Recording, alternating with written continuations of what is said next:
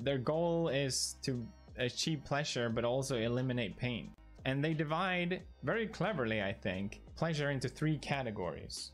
Number 1 is what we all need, which is a shelter, home, relationships, something that we all sort of depend on, more or less. Number 2 is things that we want, such as luxuries, sex, alcohol. Much like the Stoic, they say, you know, it's okay to indulge in these things, but practice it in moderation. And considering they were quite aesthetic, you know, they understood the dangers of indulging in these things. And then you have the last one, which is things that you want, but they are just bad for you in general, which is power, being famous. And the principle here is that you will never have enough of these things. You will never be satisfied having these things. Very few people go and say, hey, you know what? I have enough money now. Thank you.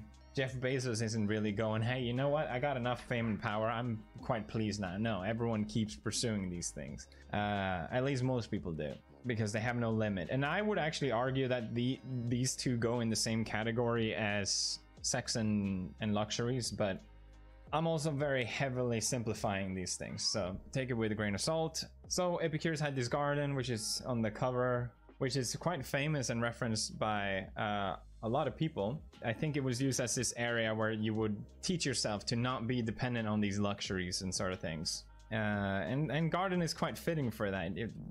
I remember, I think it was Socrates that was pondering of what things are good and what things are bad, kind of similar to Epicurus. And there was this example of a flower being this pure good because you smell it, you enjoy it, and there's no bad consequences for it. But whether you drink alcohol, you might feel good, but afterwards there's a consequence for it. And a lot of Epicurism is knowing what these things are, taking action to avoid or engage with depending on that. So in a lot of sense, it makes sense that the science of happiness in the terms of knowing what things are good for us. There's virtue in knowing, basically. So in that sense, we can take measures in life of not feeling pain later. Maybe you enjoy smoking. Well, we know that causes cancer, so you might want to avoid that.